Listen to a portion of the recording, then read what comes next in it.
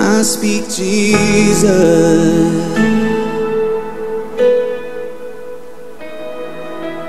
I just wanna speak the name of Jesus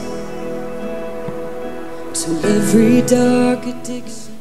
Magandang hapon po sa ating lahat. Good afternoon po. Good afternoon. So kahapon po nakita po natin nagkaroon po tayo ng prayer and fasting para po sa ating lakbayin para sa taong ito At sabi nga natin ang nilalakbay po natin ngayon ay victorious. Ang Panginoong Jesus po ay Diyos na mananagumpay. Kaya po, pag sinabi ho natin, ano po ba yan? Sabi ko nga sa inyo, yung victorious life na gusto ho ng Panginoon, hindi ito yung katagumpayan na ibig sabihin ng mundo. Na lahat ng bagay makukuha natin. Hindi ka magkakaroon ng mga suffering, ng pain. No, it's not. Ang katagumpayan na sinasabi po natin ay buhay na kung saan nakaangkla po sa Panginoong Jesus, buhay na ginagawa po ang kalooban po ng Diyos, buhay na tumatalikod po at namumuhi po sa kasalanan. Naunawain po natin at yan po ang gusto po nating mangyari po sa atin bilang mga mananampalataya. And salamat po sa Panginoon at inumpisahan po natin ang taon na to na talagang dumudulog, iniluluhod po sa Panginoon ang ating lakbayin. And medyo malaki-laki po ang babanggain po natin, lalo na po ngayong anniversary po natin dahil muli po ay lalabas po ulit tayo. Okay? Lahat po ng ginagawa po natin ay nakapaloob po yan sa ating purposes po. 5 purposes na kung saan doon po tayo umiikot. Lahat ng ginagawa po natin, kailangan hindi lumalagpas po doon sa 5 purposes ng buhay. At isa po sa gagawin po natin sa anniversary ay evangelism. Ipapahayag po natin, ipapakilala po natin ang Panginoong Jesus sa lahat ng wala pang pagkakilala sa Kanya. Kaya po, ipag-pray po natin ang ating anniversary. Medyo nakaka-excite at the same time po nakakakaba. Okay? Para po yung pananampalataya po natin lalong tumatag. And kahapon din po, okay, siguro kailangan ko pong i-announce to kasi pastor po siya. Okay, so baka may manligaw pa po kasi sa girl, so hindi na po pwede. Si Pastor Ronald po ay nag-propose na po kay Ma'am Flor. So palakpakan po natin ang Panginoon. Sila po ay engaged na. So, anytime soon. Anytime soon? Okay. So, mga ilang months na lang po ay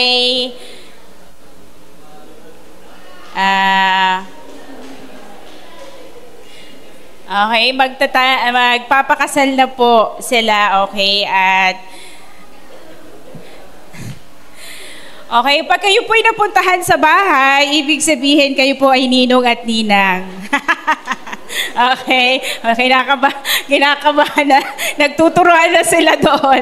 Okay, so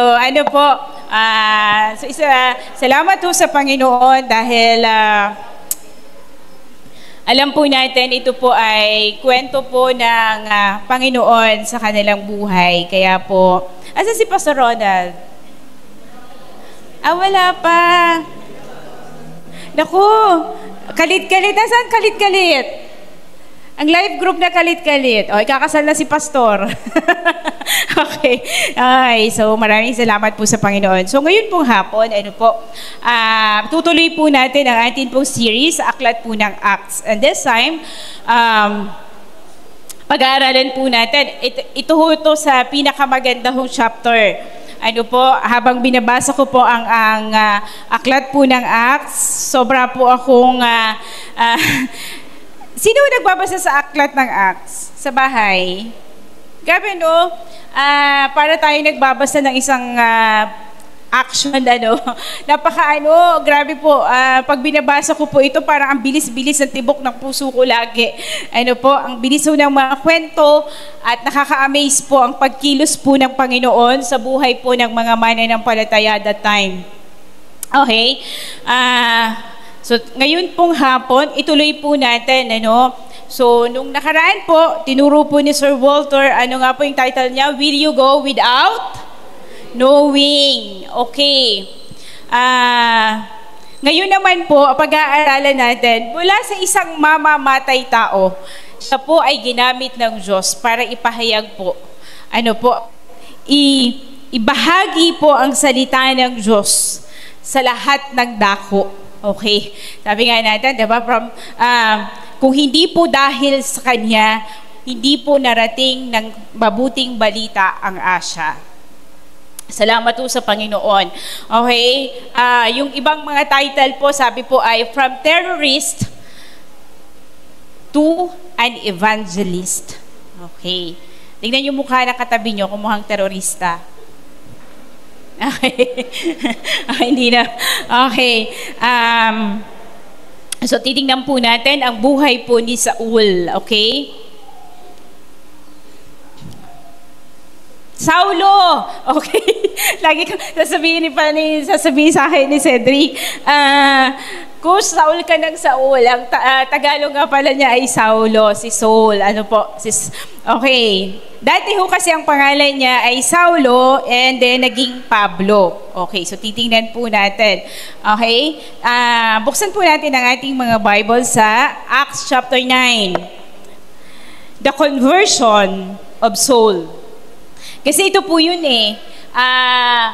may mission po ang Panginoon. Pag may mission ho ang Panginoon, hindi ho natin kayang pigilan. Kahit na si Satanas, hindi ho kayang pigilan yan.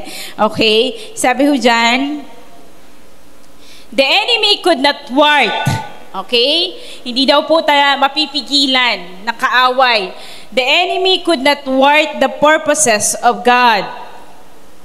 Okay? So take heart, Christian witness. So tayo ho yun. Sabi mo sa katabi mo, take heart. Okay. While suffering may be inevitable, God's mission is unstoppable. Diba?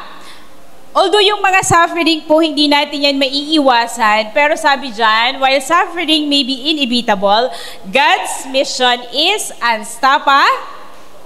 Hindi ho talaga natin mapipigilan kung ano po yung mission, kung ano po yung purpose ng Diyos. At ito po ay maibahagi po ang mabuting balita sa lahat. Natin. Kaya po ngayong hapon, pag-aralan po natin sa Saulo na taga-Tarsus. Ano po? Tingnan ho natin. Sabi po sa verse 1, Then Saul, still breathing threats and murder against the disciples of the Lord, went to the high priest and asked letters from him to the synagogues of Damascus, so that if he found any who were of the way. Tingnan niyo po yung pangalan ng mga Christians before. Ano po? Okay. Sabi niya, followers of the way. Okay? Sabi ho ay, kasi po, itong gusto kong makita ho natin, bakit po kaya way? Kasi ang pagiging mananampalataya, ang pagiging Christian po, hindi lamang po ito isang belief, isang paniniwala, hindi po yan, kundi ito po'y buhay, na talagang pinapamuhay po natin. Okay? Sabi niya, so that if he found any who were of the way, whether men or women, he might bring them bound to Jerusalem. Sa Tagalog po. Tingnan lang natin, sir, sa Tagalog. Isa-isahin po muna natin. Verse 1 po muna tayo. Samantala patuloy ang pagbabanta ni Saulo na ipapatay ang mga alagad ng Panginoon. Grabe, no? Kung titingnan po natin sa Acts 8, verse 1 to 3, balikan lang natin yung Acts 8, 1 to 3. Ito talaga yung buhay ni Saulo. Ito yung ginagawa niya. Naunawaan po natin, tingnan po natin sa Gawa 8, 1 to 3. Matindi ho ito. Okay? Sabi dyan, kasang-ayon si Saulo sa pagkapatay kay Esteban. So si Saulo po yung may dala-dala ho ng mga letter ng mga ina-approve ho nila ng mga Christian na papatayin. At sa pagpatay ho kay Esteban, kasama ho siya doon sa nag-approve.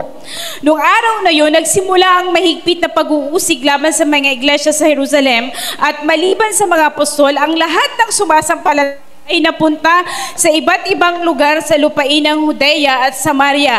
Si Esteban na may inilibing ng mga taong may takot sa Diyos at tinangisa ng gayon na lamang. Okay? Samantala, sinikap ni Saulo na wasakin ang iglesia.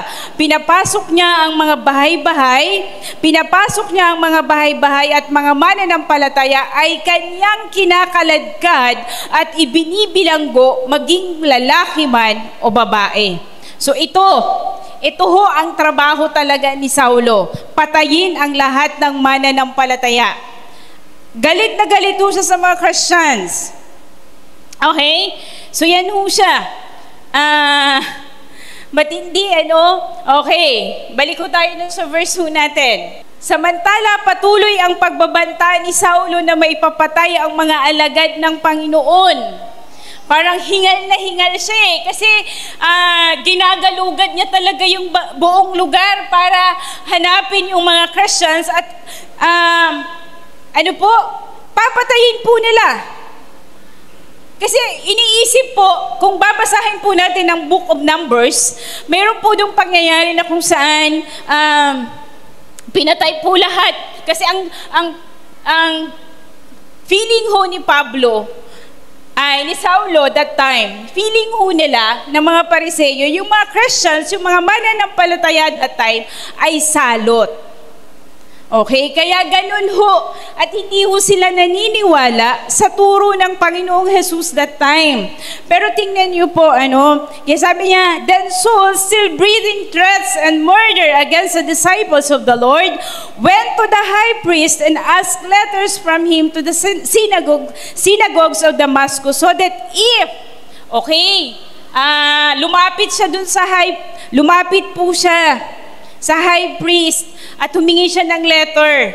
Okay? Para kung sino man po yung makita niyang mananampalataya, lalaki man o babae, okay, papatayin po nila. Okay, tingnan ho natin. So nakita ho natin yung background ho ni Saulo. Talaga hong matindi ho siya. Okay?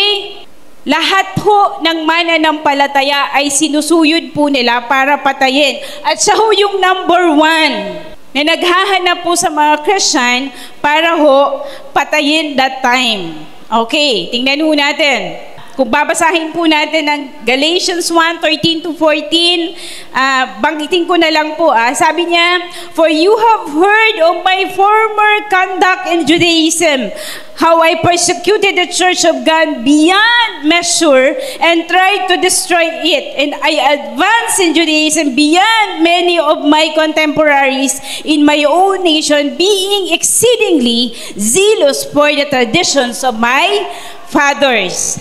Tingin ho kayo sa akin. Grabe ho yung loyalty niya. Pagdating ho dun sa kanya ho, kaya po ito, ang galing ho niya eh. Grabe yung commitment niya sa kanya bibilangan. Talaga hong hanggang kamatayan, gusto niya ubusin ho yung mga Christians. Verse 3-6, sabi ho dyan, okay. As he journeyed, he came near Damascus, and suddenly a light shone around him from heaven. Okay, tingnan ho natin ha. Naglakbay si Saulo papuntang Damasco.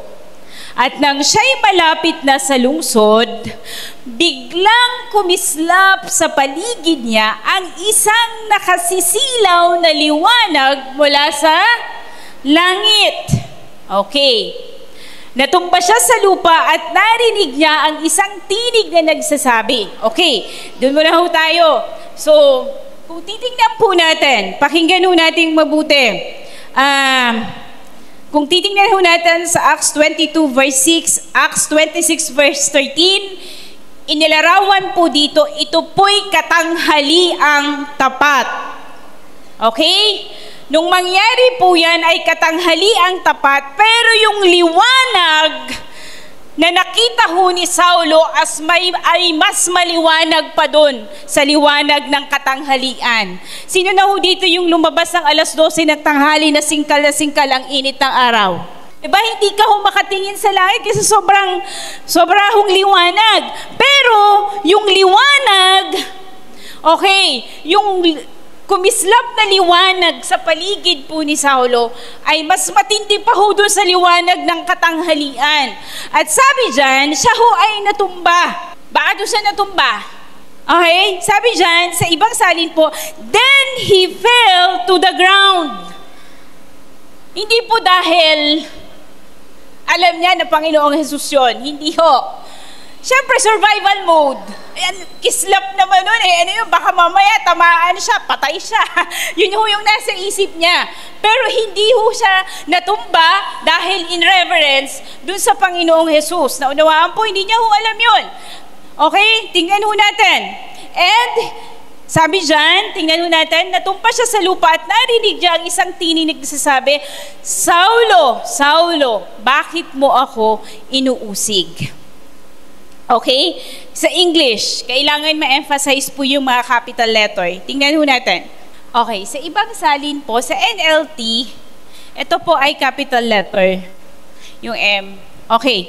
Sabi ho dyan, then he fell to the ground and heard a voice saying to him, Saul, Saul, why are you persecuting me? When we hear our name twice, okay, pakinggan mabuti.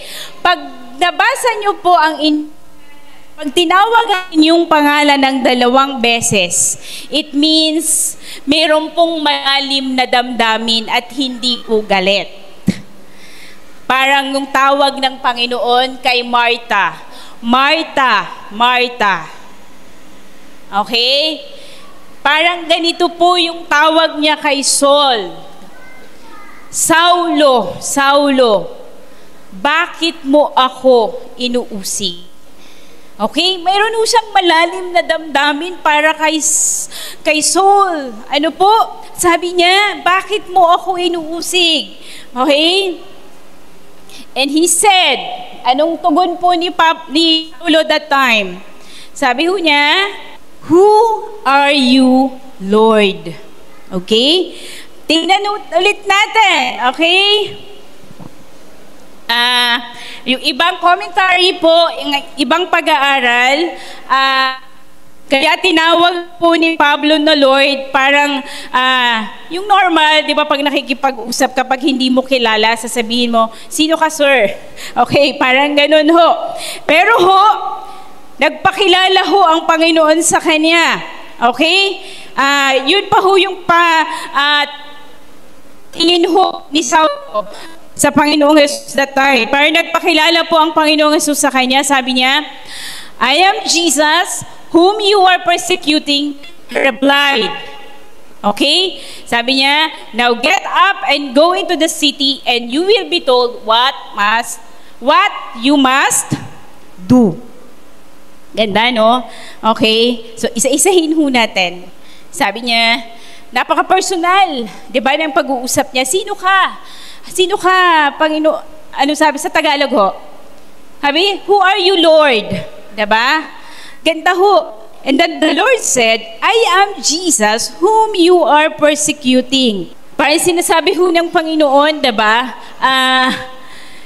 Sinasabi niya ho kay Saulo, actually Saulo, hindi naman yung mga alagad, yung mga mananampalataya yung inuusig mo eh. Ako eh. Okay? Ako yung inuusig mo. Tingnan ho natin. Sabi diyan, natigilan at hindi makapagsalita ang mga kasama ni Saulo nang marinig nila ang tinig, ngunit wala naman silang makitang nagsasalita. Okay? Sino kayo, Panginoon? Tanong niya. Ako si Jesus, ang iyong inuusig, tugon ng tinig sa kanya. Tumayo ka't pumasok sa lungsod at dooy may sasabihin sa iyo kung ano ang dapat mong gawin. Tingnan ho natin. Sabi niya sa Tagalog. Tingnan ho natin. Okay? Okay. Alam niyo ba yung goads?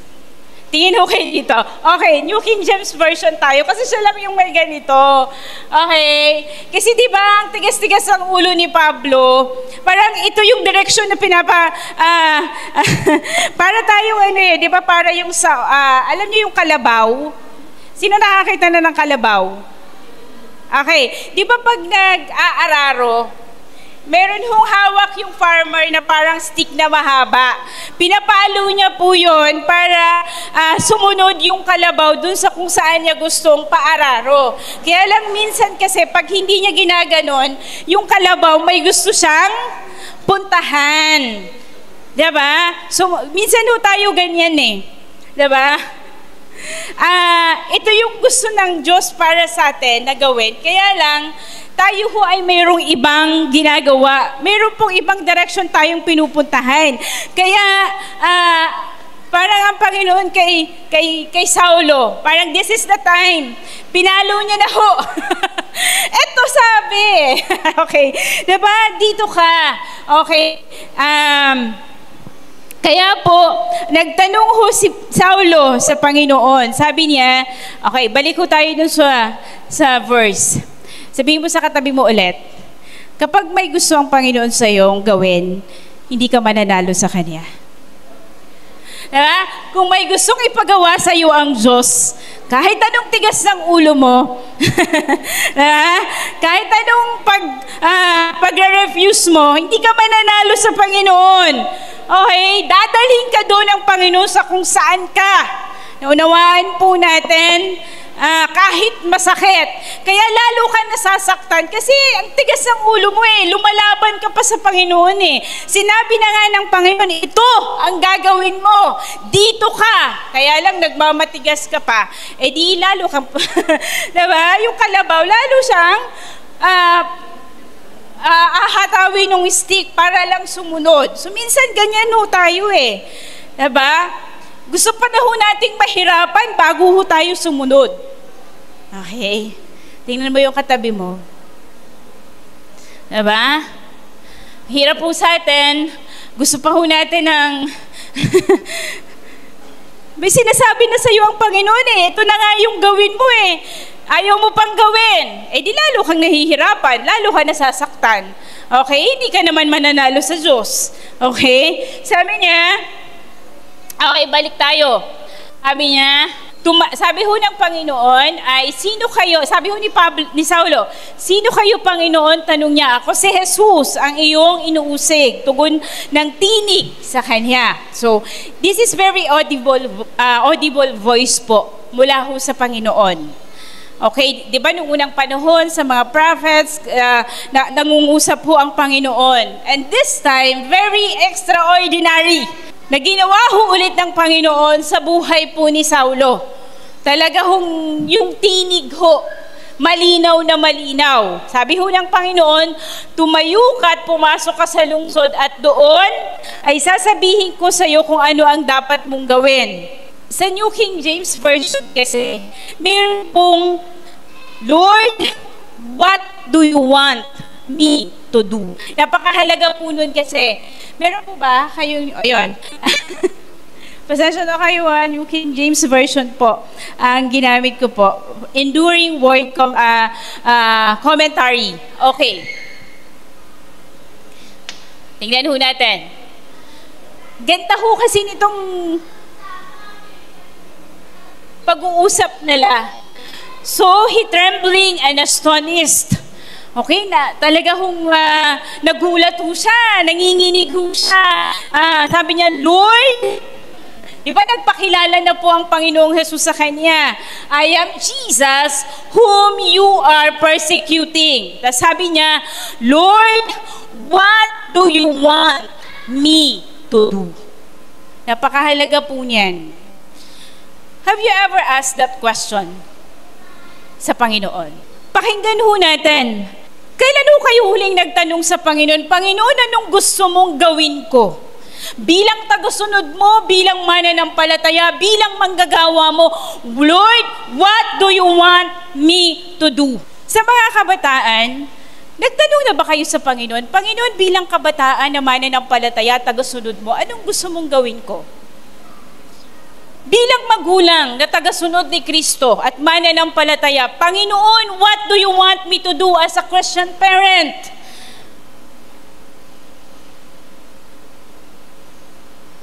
As a young professional na nagtatrabaho po everyday, pumapasok ka, pagdating ng Friday, uuwi ka, Lord, what do you want me to do? Naunawaan po natin, napaka-personal, ano po, sabi ko ganun, Lord, anong gusto mong ano pong gusto nyong gawin ko? Sino na pong nagtanong yan? Diba? Sobrang, nakita ho natin dito, sobrang yung humility na po ni Saulo, nakita na ho natin. Lord, what do you want me to do?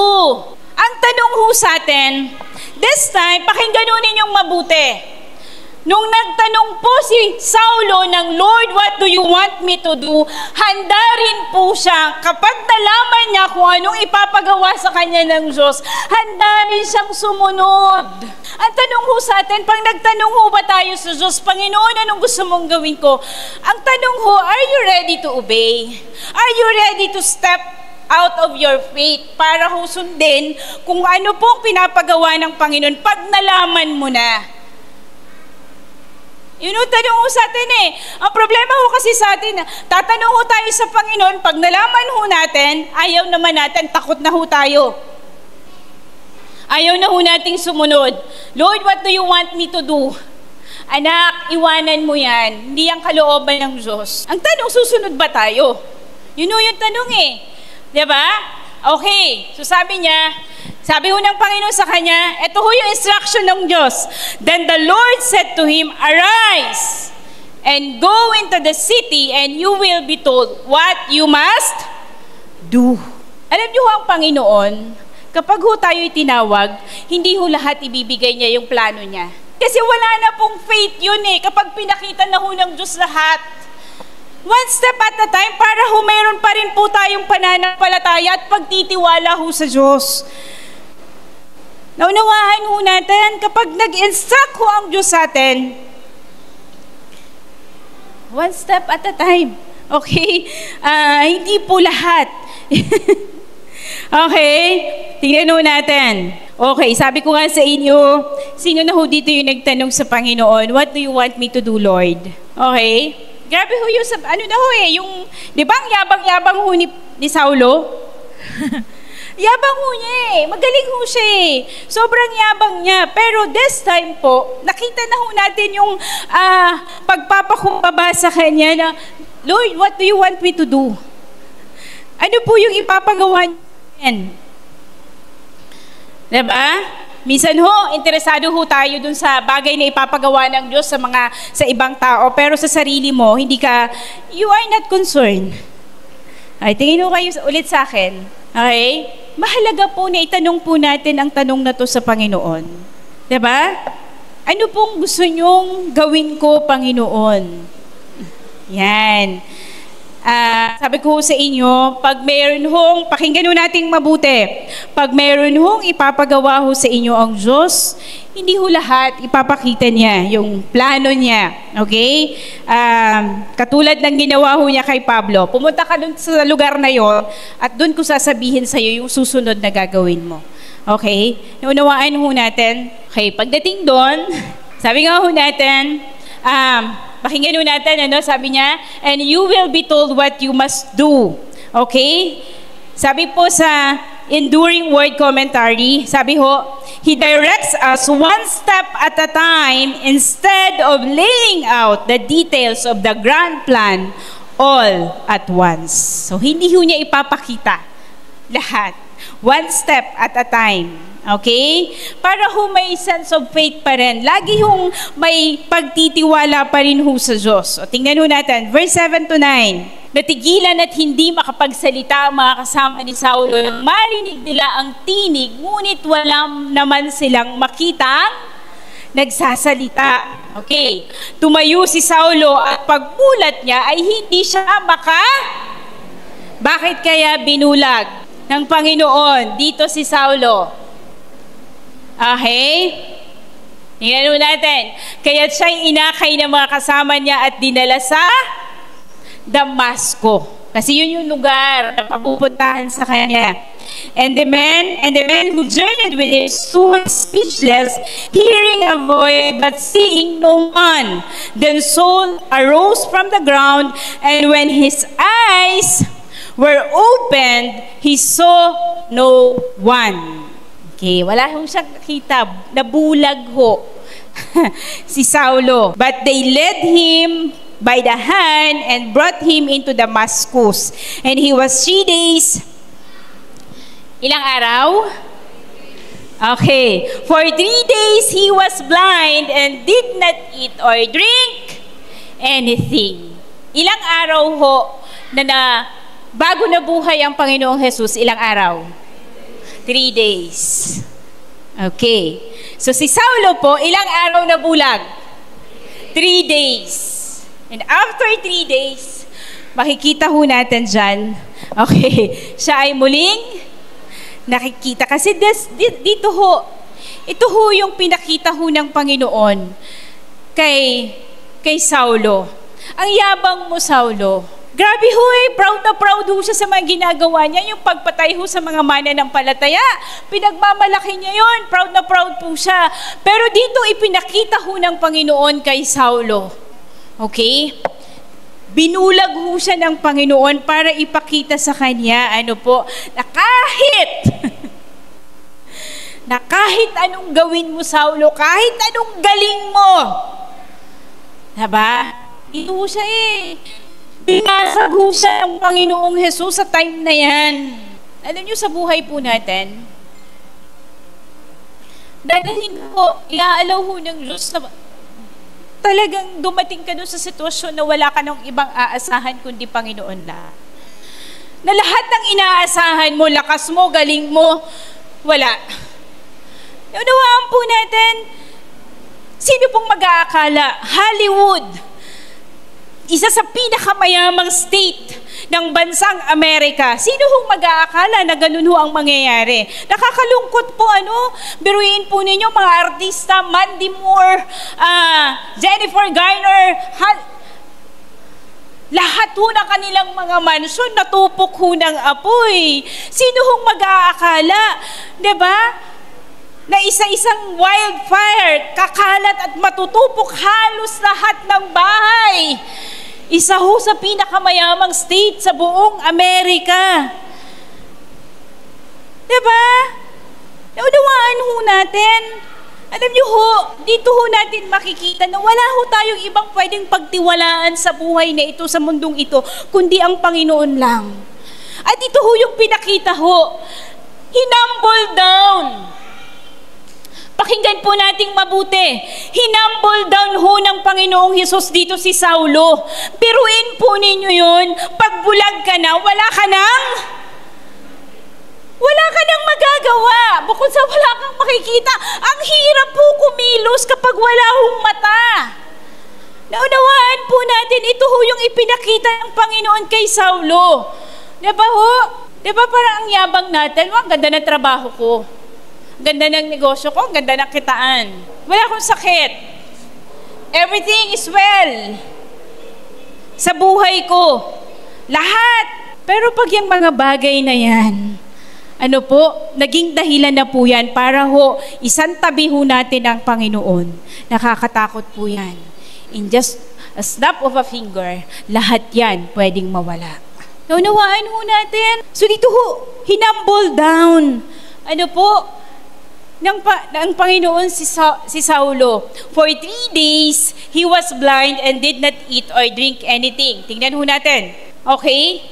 Parang ganito po yun, Parang sa diba, pagbulag ka na, parang patay ka na rin Pero after 3 days, doon siya makakakita ng totoong buhay. Doon niya mararanasan po yung totoong buhay. Diba? Sabi ho dyan, in Damascus there was a disciple named Ananias.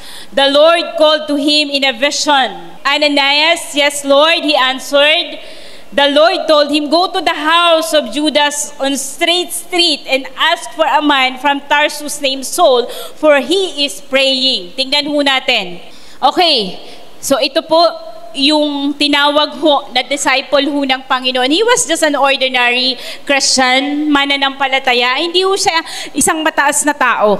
Okay, bakit ho? Tingnan nyo ho. Simple lang ho siya. Wala ho siyang kinalaman sa lipunan, wala siyang katatayuan sa lipunan. Bakit ho ordinaryong tao ang ginamit ho ng Diyos para ho mabigyan ho muli ng paningin at ipatong ang kamay kay Saulo? Para ho makita ni Saulo at makita ng mga tao na hindi sa...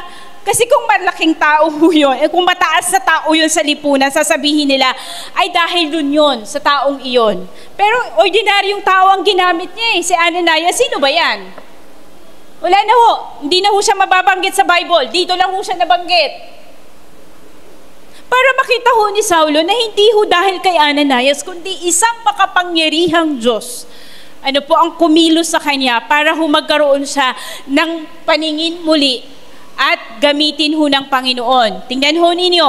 In Damascus, there was a disciple named Ananias. The Lord called to him in a vision. Ananias, yes, Lord. He answered. The Lord told him, go to the house of Judas. Okay? Kaninong bahay daw?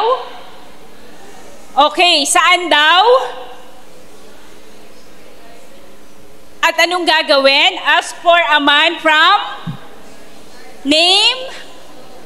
For he is, kita nyo kung gaano ho ka-specific ang Panginoon sa pinapagawa kay Ananias.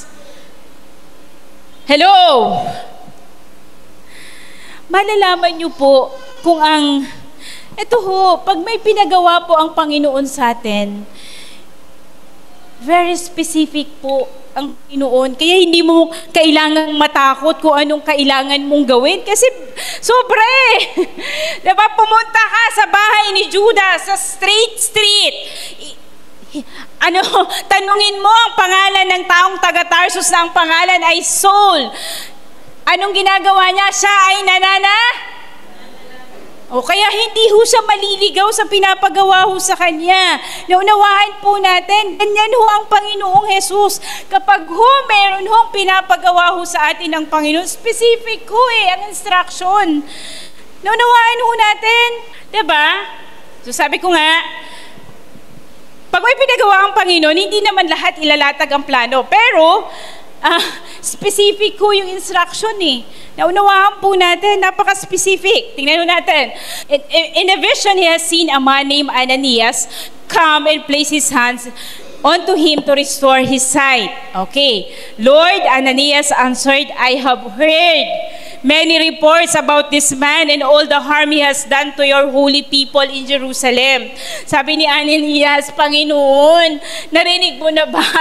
Sabi niya ganun, alam ko ang taong ito, mamamatay tao to, ang dami niyang pinatay. Siyempre may takot. Diba? Sino ho dito yung tinawag ng Panginoon na hindi ho natakot?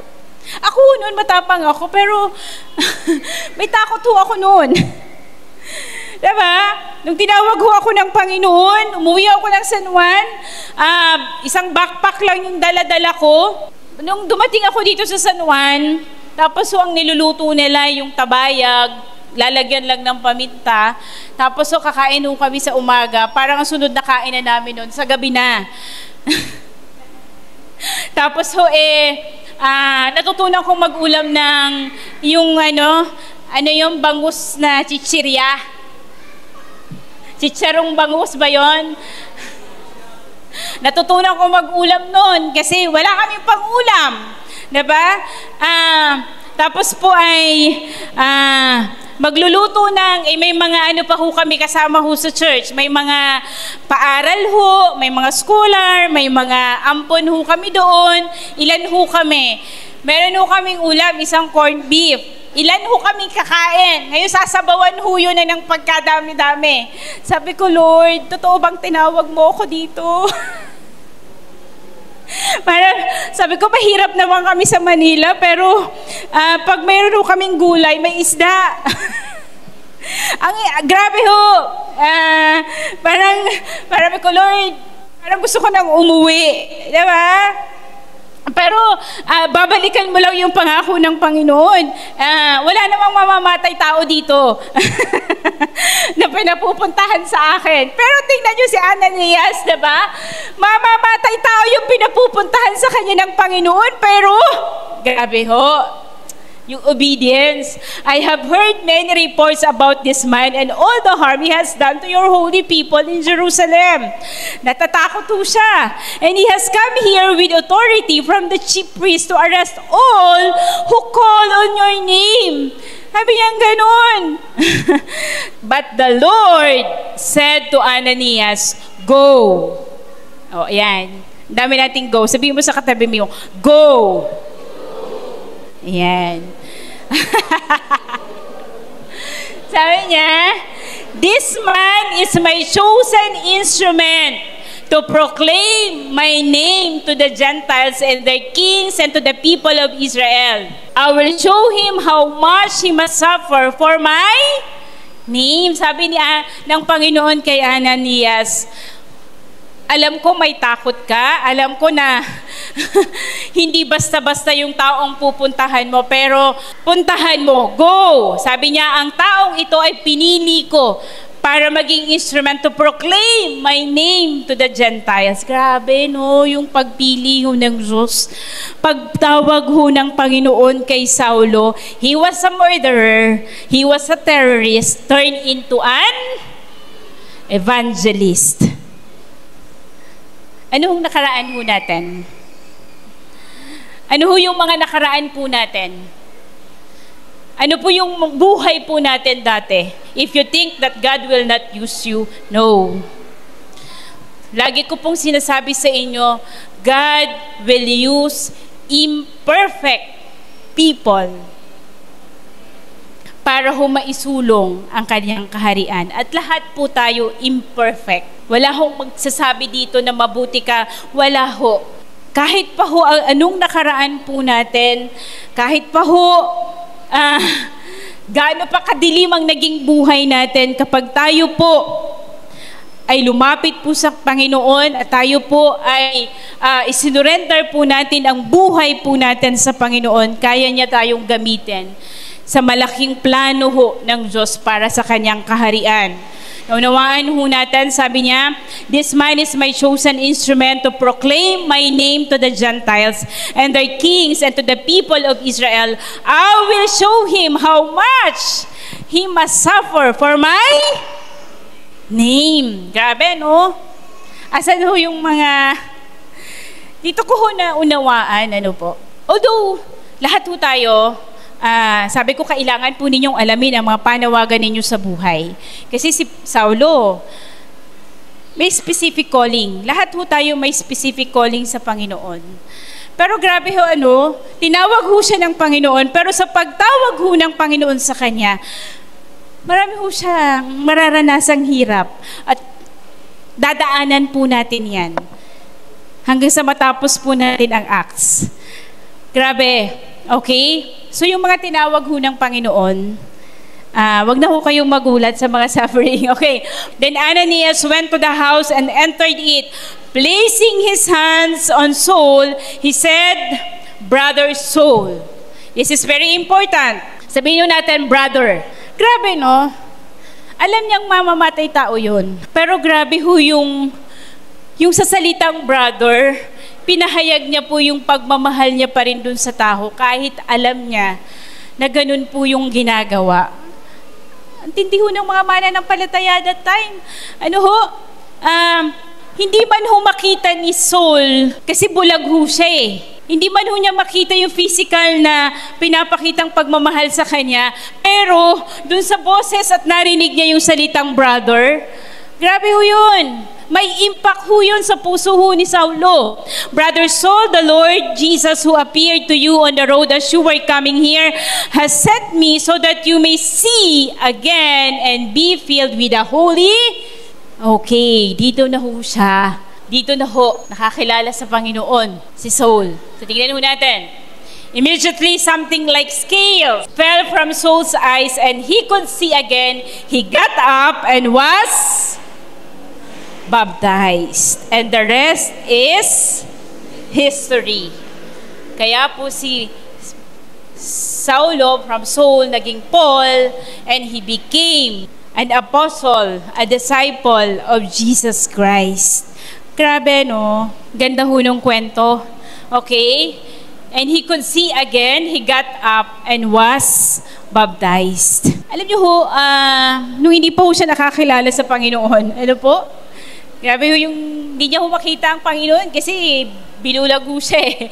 Diba? May talukap ho. Pero nakakilala siya, nung napuspos ho siya ng banal na spirit, pinatungan po siya ng kamay ni Ananias, meron hong talukap na nalaglag sa kanyang mga mata. Okay. Kamusta ho tayo? Sabi mo sa katabi mo, nakikita mo pa ba ang Panginoon? Ay, isa, tanong mo, nakikita mo pa ba ang Panginoong Jesus sa buhay mo? Diba? Parang unabulag ka na dahil sa dami ng suffering, dahil sa dami ng difficulties, dahil sa dami ng pinagdadaanan mo, hindi mo nakikita ang kamay ho ng Diyos. Ganyan ho tayo minsan, ano po.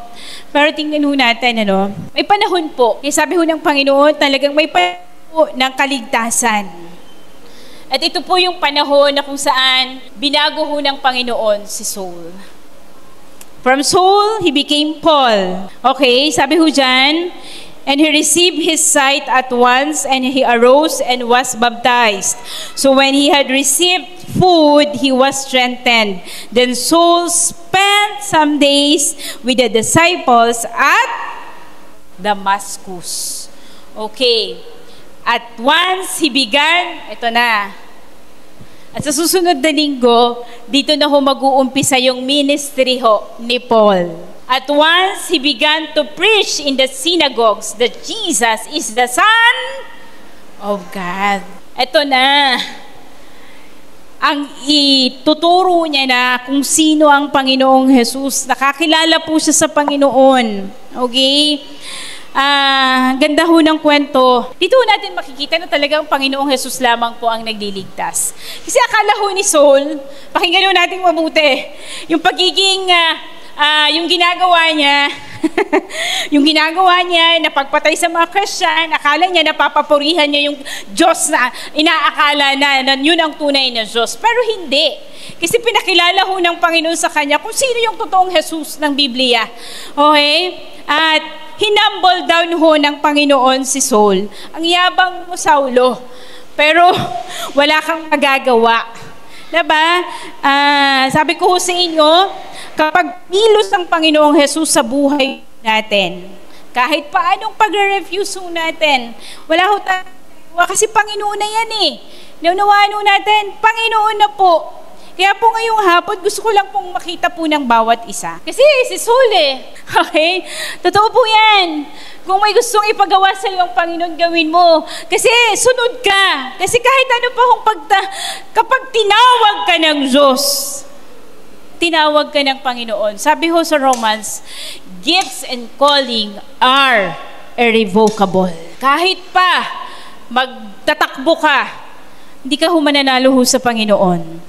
Okay? At dito ho pinakita ho ng Panginoon na wala ho tayong kahit paanong galing, anong yabang ho natin, pag ang Panginoon ang kumilos sa buhay po natin, talagang kikilos ho ang Diyos. Grabe, no? Yung inaakala ho ni Pablo, yung inaakala ni Saulo na tama ho yung ginagawa niya, pinakita ho ng Panginoon, Saulo, why are you persecuting me? Ako ang Panginoong Jesus. Ako ang totoong Jesus. Ako ang paglingkuran mo. Ito ang gawin mo. Naunawaan ho natin. Gusto ko lang makita ng bawat isa. Ano po? Ito po yung totoong mabuting balita. Sabi ho sa Matthew 7, at dito ho ako mag-e-end. Gusto ko lang makita ng bawat isa. Si Saul po ay nagkaroon po ng personal encounter sa Panginoon. At ito rin po ang gusto kong panalangin ko sa bawat isa po, na every time po, na lahat ng pumupunta po dito sa The Avenue, maranasan po nila ang Panginoon, makilala po nila ang totoong Jesus ng Biblia, kasi meron po nito eh. Ito po yung salita ho ng Diyos, hindi po namin to inimbento. Ano po? Pumasok kayo sa makipot na pintuan sapagkat maluwang ang pintuan at malapad ang daang pupunta sa kapahamakan. Meron ho meron hong kapahamakan. Hindi lahat ng tao ay pupunta saan. Pipiliin po ang makipot na daan. Meron pong malawak na pintuan at ang kapahihinatnan ay kapahamakan. This is the truth. Ito po ang katotohanan. Ito po ang salita ho ng Diyos. Ang daang papunta sa kapahamakan at ito ang dinaraanan ng marami. Ngunit makipot ang pintuan at makitid ang daang papunta sa buhay. Sino yung buhay? Ang Panginoong Jesus. At kakaunti ang nakakatagpo niyon. Kung paano po si Saulo, kinatagpo ho ng Diyos at ito ho ang pinili, ang makitid na daan. Sana po ang bawat isa ho sa atin, ganun din po tayo. Kasi sabi ho doon, kakaunti lamang po ang nakakasumpong nito. Unawaan ho natin. Ang ganda ho nung sinabi ho ni R.C. Sproul your life testimony is not the gospel. Ulitin ko po, your life's testimony is not the gospel. Very true. What is the gospel? You need to know that Jesus Christ, the one na namatay, inilibing at muling nabuhay, yun po yung totoong gospel. At iilan lamang po ang nakakasumpong po niyon. Kaya po ang sinasabi ko po sa inyo, hindi po totoo yung kahit hindi ka magsalita, pag nakita sa buhay mo, maliligtas siya. No, you need to share the gospel. Ito ho At wag ho nating sabihin na, oo, mahal ho tayo ng Panginoon. But do not erase the truth na meron pong mapapahamak kapag hindi ho natin pinili ang makitid na daan, kapag hindi natin pinili ang Panginoong Jesus ng Biblia. Kapahamakan ang maranasan po natin. Yan po ang katotohanan. Kaya ho mga kabataan, hindi yung aksidente na naririto kayo para makita nyo kung sino ang totoong Jesus. Saulo po, buong buhay niya, akala niya tama yung Diyos na pinaglilingkuran niya. Buong buhay niya, akala niya yung Jesus ng Nazaret. Po, yun yung mali. At yung mga taong kumilala sa Panginoong Jesus ng Biblia, akala niya salot. Pero kinatagpo ho siya ng Panginoon, pinakita niya ng Panginoong Jesus sa kanya, Saulo, mali ka. Pinapersecute mong Jesus, ako at ako ang totoong Jesus, ang Jesus na kayang magligtas sa'yo sa kapahamakan. Unawain ho natin kung paano ho pinili ho ni Saulo ang Panginoon. Sana ho ganun din po tayo. Tandaan po natin, dalawa lang ho ang daan. Isa malawak, ano pong kakahinatnan? Yung isa makitid, patungo sa buhay. Unawaan ho natin, patungo po sa buhay. Mabuti pa yung bata, kinig na kinig. Naintindihan niya Totoo naman, di ba? Unawaan ho natin, kung wala ang Panginoong Jesus na totoong buhay, kung atin tayo ay mapapahamak, tayo ay patay. Unawaan ho natin, at tandaan ho natin, kaya po ngayong hapon, let us decide, sino ba yung Panginoon na kailangan kong sambahin?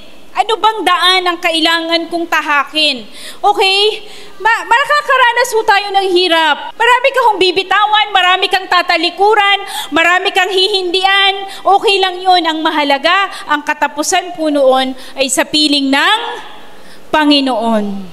Naunawaan po natin, yan po yung sinasabi ko, si Pablo po, dami niya yung mga privilege, lahat po binitawan niya Lahat po ng estado niya sa buhay, binitawan niya, alang-alang po sa pagsunod ho sa Panginoon. Pero, grabe naman ho ang kapalit.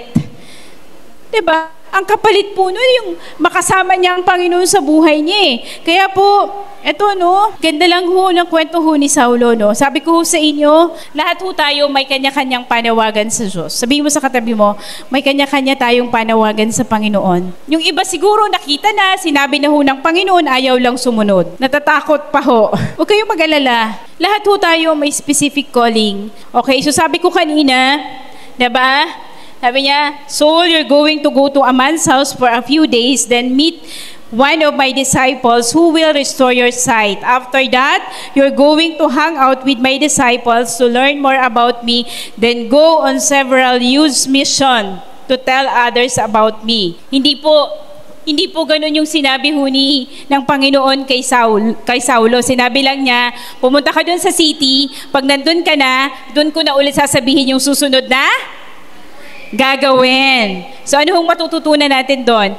God only gives us the next step, not the whole plan. Okay? Uulitin ko po. God only gives us the next step and not the whole plan. Bakit po? Para lalo ka pa rin magtiwala sa Panginoon at meron ka pa rin pananampalataya sa Panginoon. Sabi ho natin, si Ananias natatakot siya. Panginoon, ito yung taong ganyan. Pero sabi ng Panginoon kay Ananias, go! Anong matututunan po natin doon? God wants us to trust only Him. Sabi mo sa katabi mo, wala kang ibang pwedeng dapat pagtiwalaan kundi ang Panginoon lang. Okay, sa mga plano natin sa buhay ho natin, pagtiwalaan ho natin ang Panginoon. Huwag kayong mag-alala sa buhay ninyo. Okay? And this is the last, number 3, na matututunan po natin. God restores and strengthens. Sabihin po natin, restores, strengthens. Okay, di ba nung nakakain po siya, yung after ho ng 3 araw na hindi siya nakakainom at nakakain, nung siya ho ay nakakain na, syempre siya ay lumakas. Alam niyo ho, kahit po hong pagkakamali ho natin sa Panginoon, kahit pa ho gaano kadilim ang naging buhay po natin, kapag ho lumapit ho tayo, nagpakumbaba ho tayo sa Panginoon, at isinuko po natin ang ating buhay sa Kanya, God will restore us. Sabihin mo sa katabi mo, i-restore ka ng Panginoon. Opo. Huwag niyo hong masyadong, ang mahalaga po, tayo po ay lumapit at magpakumbaba sa Panginoong Jesus. Naunawaan po natin, at sabi ko nga sa inyo, God uses imperfect people to do His perfect work.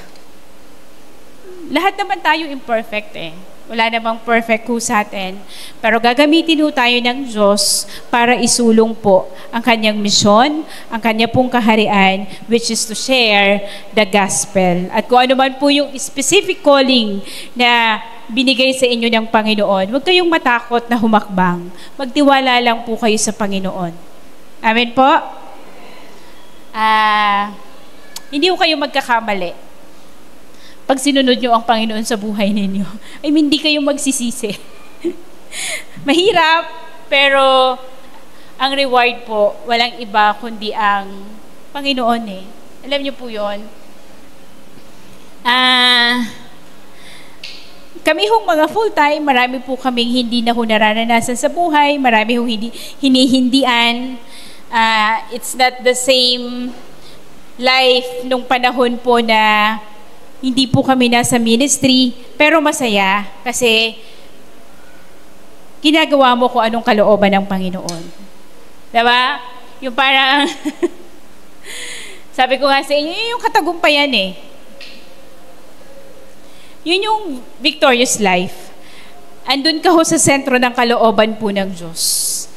Ginagawa mo yung kalooban ng Panginoon sa buhay mo na hanggang sa kamatayan ng buhay mo, ginagawa mo ang kalooban ng Diyos. At masasabi ko po na yun ang tagumpay. Okay? May we not experience many things in life. Okay lang. Ang mahalaga po,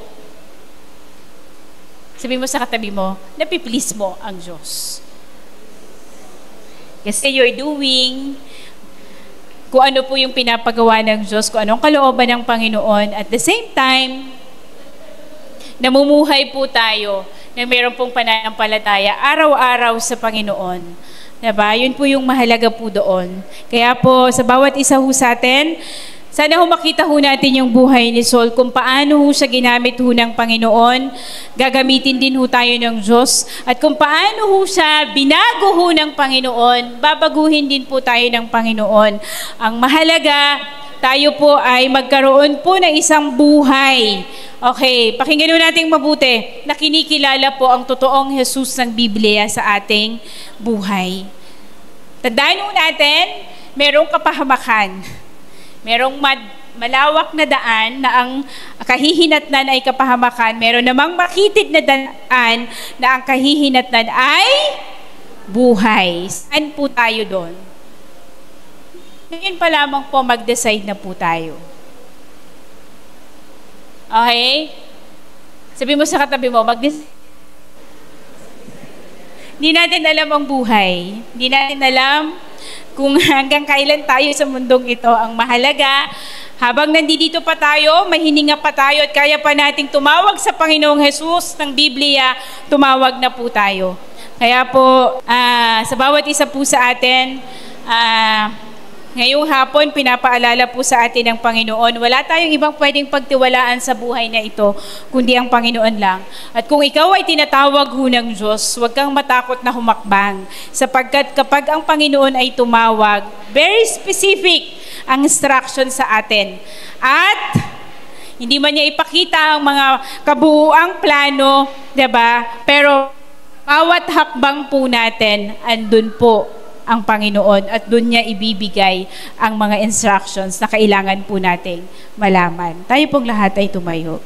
At some point in our lives, para ho tayong si Saul, tigas ho ng ulo natin, pinapersecute ho natin ang Panginoon sa buhay po natin, diba? Ayaw natin sumunod sa Panginoon, pero hindi ho tayo tinitigilan ho ng Panginoon. I mean, ganun ho yung grace ho niya eh.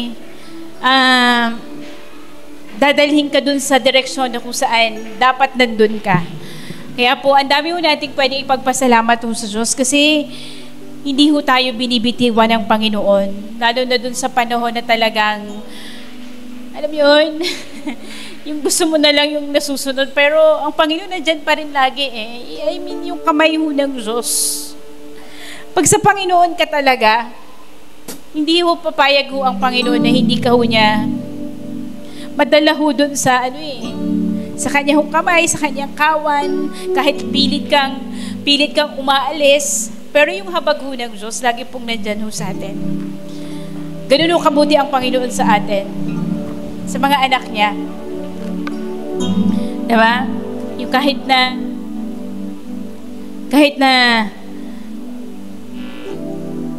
hindi ka susunod, kahit na alam mo ang linaw-linaw ng instruction ng Diyos, tinatawag sa ganito, itong pinapagawa ko sa iyo, pero hindi mo pa rin ginagawa. Pero yung pagmamahal ng Panginoon, andun eh. Yung habag ho ng Panginoon, doon. At ngayong hapon, magkaroon lang po tayo ng pagsusuri sa ating puso, na Panginoon, oo nga, no? Sobrang mahal mo ko. Ito yung mga pinagagawa ko, and yet, you never give up on me. You're still there, waiting for me. Ba? Kung paano po inantay ho nung tatay, kanyang alibughang anak. At nung dumating, 2 kamay po, diba? Sinalubong mo siya. Ganun ho ang Panginoon ho sa atin.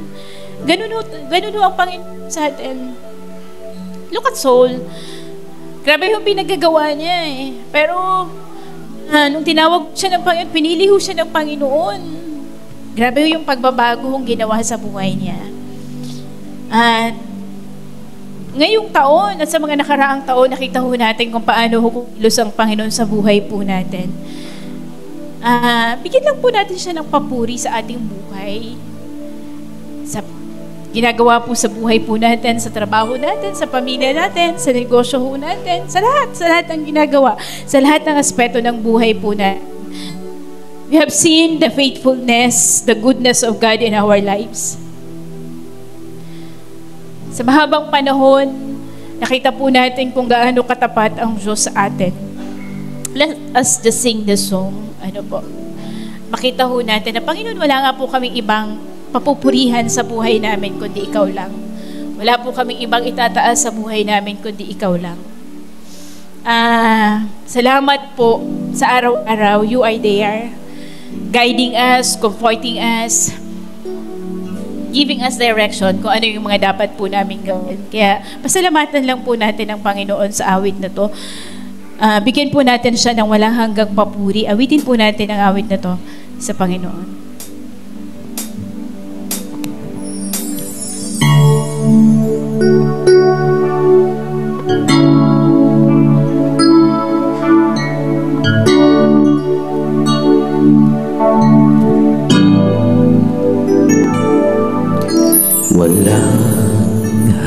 hanggang papuri sa'yo, O Diyos, ibibigay. Ikaw lamang ang nagdulot ng isang bagong buhay. Hindi ko kayang bilangin pagpapala mo sa akin. Awit at buhay ko ay tanggapin.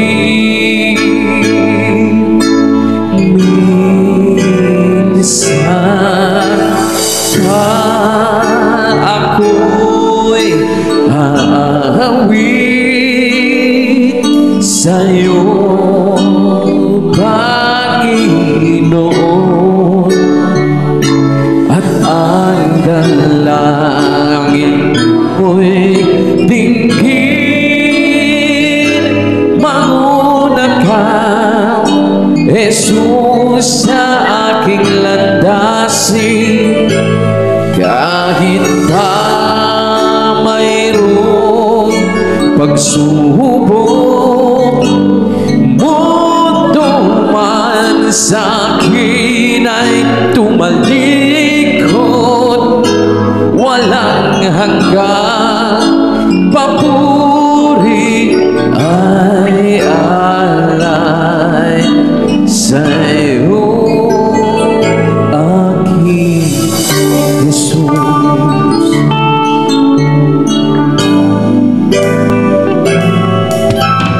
Jesus ang manggagamot, aking Diyos at tagapagligtas, Hari ng mga hari, tinapay ng buhay. Hindi ko kayang bilangin pagpapala mo sa akin. Awit at buhay ko ay tanggapin.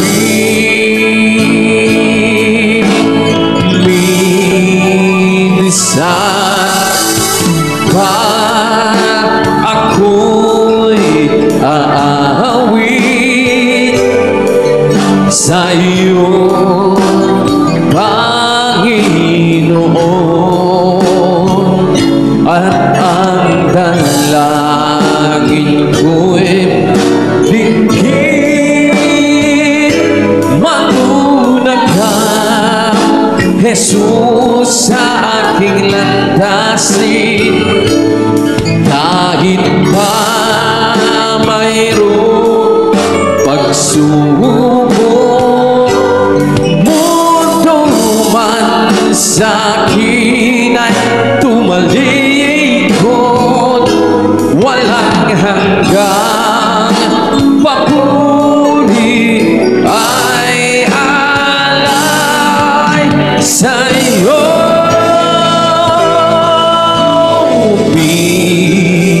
Minsan pa ako'y aawit sa iyo, Panginoon, at ang dalangin ko'y dinggin. Mauna ka, Jesus, sa aking landasin, kahit pa mayroong pagsubok, mundo man sa akin ay hanggan papuri ay alay sa'yo.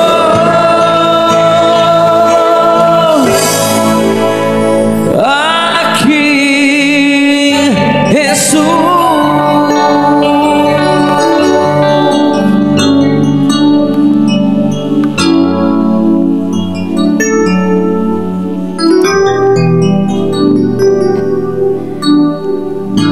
sinasamba ka po namin, aming Ama. Dinadakila ka po namin, aming Diyos. Panginoon, Ama, wala po kaming panalangin, wala po akong ibang panalangin sa kabuuan po ng The Avenue. As a church, oh God, Panginoon, aming Ama, hayaan po ninyo, Panginoon, na hanggang sa katapusan ng panahon, makita mo kaming nagtatapat sa inyo, aming Panginoon, aming Ama, sa aming pananampalataya sa totoong Jesus ng Biblia. Panginoon, na kayo ang Diyos, Panginoon, na magtatapos ng mabuting bagay na inumpisahan niyo po sa amin. Panginoon, salamat po, Panginoon Ama, salamat po na kahit ano pong hirap, ano pong pagsubok, Panginoon, ang pagdaanan, mananatili, ang papuri namin ay sa iyo lamang. Panginoon, ituro mo sa amin araw-araw, O God. Wala pong ibang dahilan bakit po kami nabubuhay at nagpapatuloy sa buhay na ito, kundi kayo lamang, ang Panginoong Jesus lamang, Panginoon. Aming Ama, salamat po. Salamat, O Diyos, napakabuti po niyo, Panginoon. Salamat po, aming Ama, nawa po, Panginoon, ang The Avenue, Panginoon Ama, ay makita mo, Panginoon, na patuloy pong nagtatapat sa inyo, sa totoong Jesus ng Biblia. At buong tapang, Panginoon, na ipahayag ang mabuting balita, Panginoon. Father God, sa buong taon na ito, Panginoon, samahan mo kami. Samahan mo kami sa lakbayin na ibinigay niyo po sa amin. Mapagtagumpayan po namin ang mundong ito. Mapagtagumpayan po namin ang kasalanan, Panginoon, sa mundong ito, sa buhay po namin. Araw-araw, Panginoon Ama. Nawa po, Panginoon Ama, mamuhay po ang bawat isa ayon lamang sa iyong kalooban. At nawa po, Panginoon, anuman po ang inyong pinapagawa po sa amin, huwag po kaming matakot na humakbang. We must go, Panginoon, for you are with us. Panginoon, salamat. Salamat po, aming Amang Banal. Patuloy kang manguna sa bawat isa pong naririto, sa bawat magulang, sa bawat pamilya, sa bawat kabataan, Panginoon, Ama, sa bawat young professionals, so God, sa bawat mag-asawahan, manguna ka, Panginoon Ama. Kanilang pananampalataya ay patuloy mong patatagin, Panginoon Ama, at patuloy lamang tumingin sa inyo, Panginoon. For you are our Alpha and Omega, Ama. Kayo po ang magtatawid po sa amin hanggang katapusan, hanggang dulo, aming Diyos amang makapangyarihan sa lahat. Maraming salamat po. Purihin ka, sambahin ka, sa pangalan po ng Panginoong Jesus. Ito po ang aming dalangin. Amen at amen.